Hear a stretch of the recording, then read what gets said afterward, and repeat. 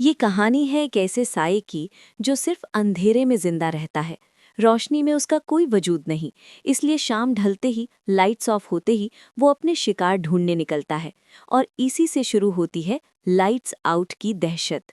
रात के समय एक टेक्सटाइल फैक्ट्री में काम चल रहा है। फैक्ट्री का मालिक पॉल अभी भी ऑफिस में है। तभी उसे बेटे मार्टिन का वीडियो कॉल आता है। मार्टिन शिकायत करता है कि मम्मी की तबीयत दिन ब दिन बिगड़ रही है। वो खुद से बातें करती रहती है। डैड, आप जल्दी घर आ जाओ। पॉल उसे शांत करता है। चिंता मत करो, मैं सब संभाल लूंगा।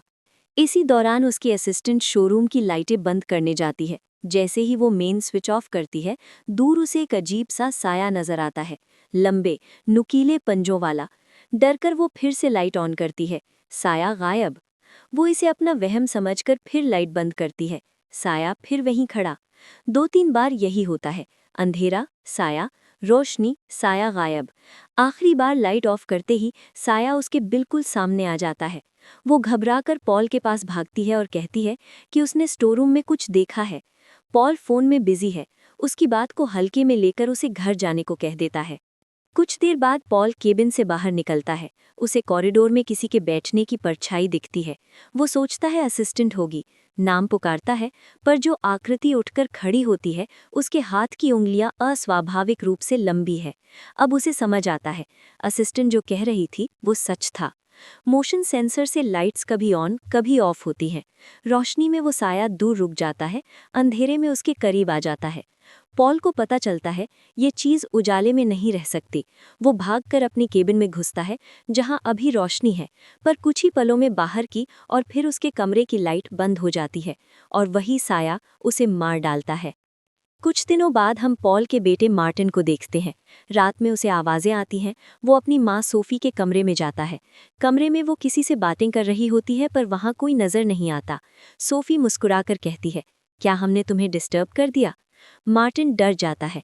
कमरे से निकलते समय वापस झांकता है तो उसे अंदर दीवार पर एक बड़ा सा साया खड़ा दिखता है। वो भागकर अपने कमरे में आता है, दरवाज़ा लॉक करता है, बिस्तर पर बैठकर कांपता है। दरवाजे के नीचे से दिखता है कि बाहर का लाइट बंद हो गया। किसी के दरवाज़ा खोलने की कोशिश की आवाज़ आती है। उसके पास रखी टेबल लैंप ब्लिंक करना शुरू कर देती है। मार्टिन सारी रात जागता हुआ सहमा हुआ बैठा रहता है।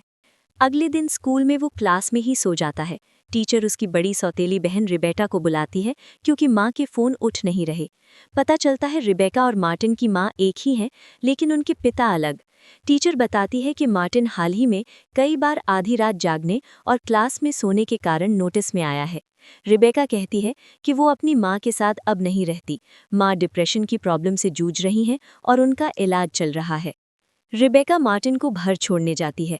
मार्टिन साफ कहता है कि वो वहां नहीं रहना चाहता, बहन के साथ रहना चाहता है। रिबेका का बॉयफ्रेंड पहले थोड़ा हिचकिचाता है, पर रिबेका उसे अपने साथ ले आती है। घर छोड़ते वक्त रिबेका मार्टिन से पूछती है, माँ के साथ कोई और भी आता है क्या?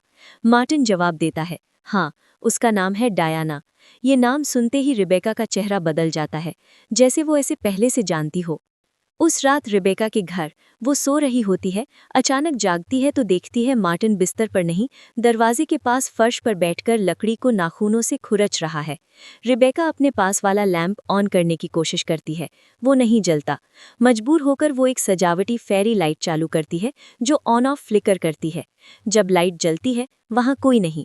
जब बुझती है, दरवाजे के पास साया खड़ा नजर आता है।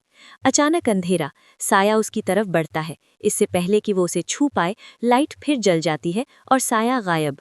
रिबेका समझ जाती है, अंधेरे में ये चीज़ हमला कर सकती है, रोशनी में नहीं।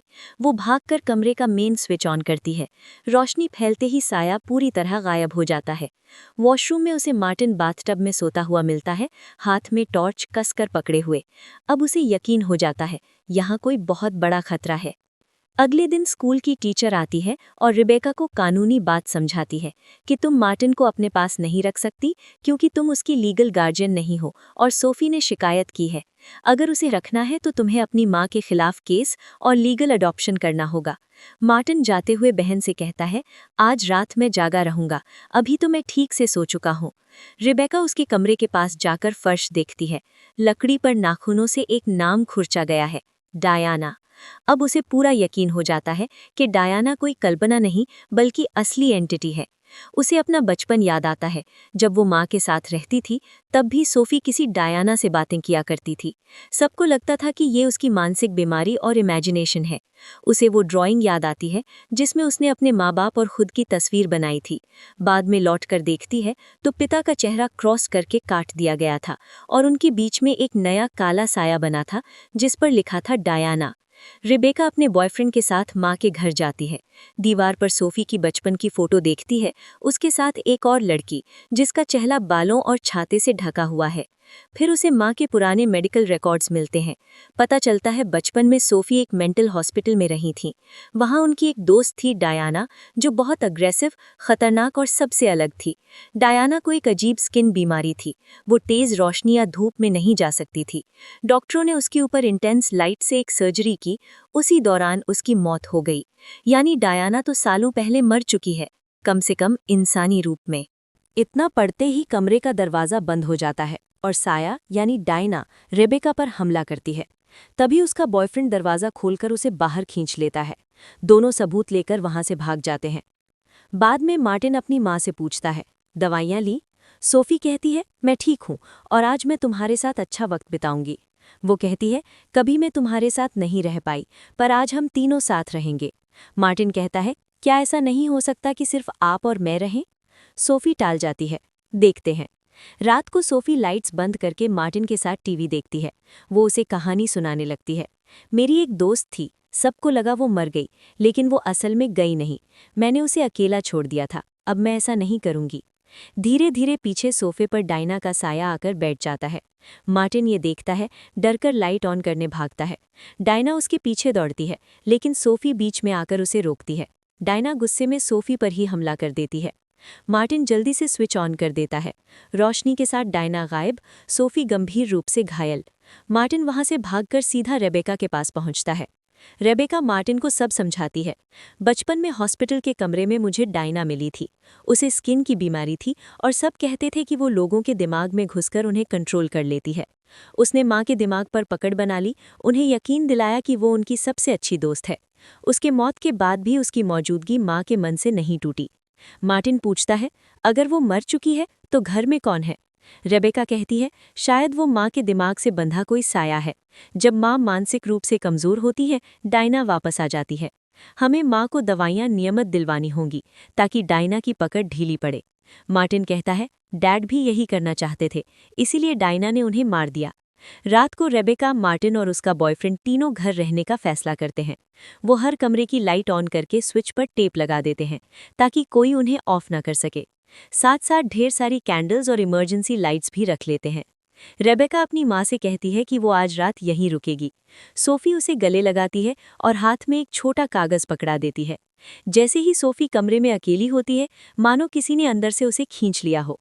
रेबेका हाथ खोल कर देखती है। कागज पर लिखा होता है, आई नीड हेल्प, यानी सोफी खुद भी डायना से परेशान है और मदद चाहती है। रात में अचानक रेबेका की आंख खुलती है। पूरा घर अंधेरे में डूबा है, यानी मेन पावर चली गई।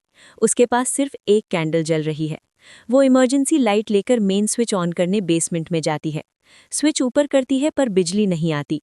उधर घर के बाहर उसका बॉयफ्रेंड चेक करता है, बाकी पोल्स पर लाइट जल रही है, सिर्फ इस घर की पावर ऑफ है।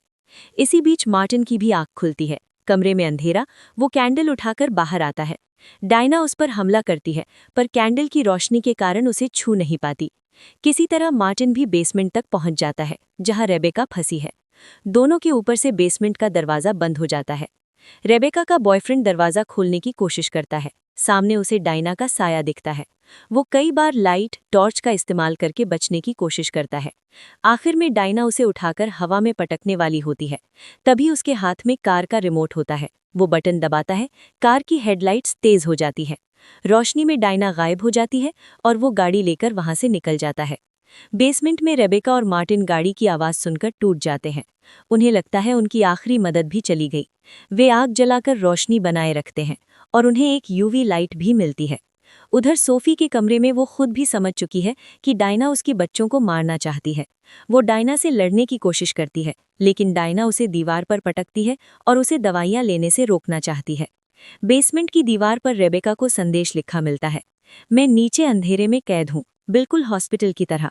तभी डायना उस पर हमला कर देती है। यूवी लाइट की रोशनी उसके शरीर को जलाती है, लेकिन इतनी मजबूत नहीं कि उसे पूरी तरह मिटा सके। मार्टिन इमरजेंसी लाइट लेकर आता है। जैसे ही वो डायना के हाथ पर प्रकाश डालता है, उसकी त्वचा जलने लगती है। अब उन्हें समझ आता है, डायना का एक ही दुश्मन है, रोशनी। इसी बीच आग लगभग बुझ जाती है। इमरजेंसी लाइट की बैटरी भी खत्म होने को होती है। तभी बाहर से रेबेका का बॉयफ्रेंड 2 पुलिस वालों के साथ लौटता है और बेसमेंट खोलकर उन्हें बाहर निकालता है। पुलिस अंदर जाती है। उनमें से एक रेगुलर टॉर्च से डायना को देखता है, गोलियां चलाता है, लेकिन वो किसी इंसान की तरह नहीं मरती, उल्टा पुलिस को ही मार देती है। दूसरी पुलिस वाली डायना के पीछे जाती है। रेबेका उसे टॉर्च देकर कहती है कि लाइट ऑन रखो, लेकिन वो गलती से अंधेरे में चली जाती है और मारी जाती है। रेबेका ऊपर माँ के कमरे में पहुंचती है। डायना फिर उस पर झपटती है। तभी सोफी हाथ में बंदूक लेकर आती है। वो डायना से कहती है, मेरे बच्चों से दूर रह। रेबेका उसे बताती है, डैड को भी इसी ने मारा था। सोफी समझ जाती है, जब तक वो जिंदा है, डायना उसके दिमाग से बंधी रहेगी। वो कहती है, तुम्हें चोट पहुंचाने की ताकत सिर्फ मेरे जरिए है। अगर मैं रहूंगी ही नहीं, तो ये भी नहीं रहेगी। डायना उन्हें रोकने की कोशिश करती है। सोफी बंदूक अपनी कनट्टी पर रखती है। रेबेका चीखती है, माँ मत कीजिए, लेकिन सोफी ट्रिगर दबा देती है। उसके गिरते ही डायना चीखते हुए जलने लगती है। राख की तरह हवा में बिखर जाती है, क्योंकि उसका वजूद सोफी के दिमाग से जुड़ा था और अब वो कनेक्शन खत्म हो चुका है। बाहर घर के सामने कई पुलिस की गाड़ियां खड़ी हैं। रेबेका, उसका बॉयफ्रेंड और मार्टिन एक साथ बैठे हैं, टूटे हुए लेकिन जिंदा। वे फैसला करते हैं कि अब वो तीनों एक साथ रहेंगे, एक दूसरे के लिए। डायना का साया मिट चुका है, लेकिन ये याद हमेशा रहेगी कि कभी-कभी हमारे अपने ही दिमाग के अंधेरे कोने सबसे खतरनाक राक्षस बना देते हैं। वीडियो अच्छा लगा तो एक लाइक ज़रूर करें और ऐसे ही अमेजिंग मूवी एक्सप्लेनेशंस के लिए चैनल को सब्सक्राइब कर लीजिए। बेल आइकन दबाइए ताकि कोई भी नई वीडियो मिस ना हो।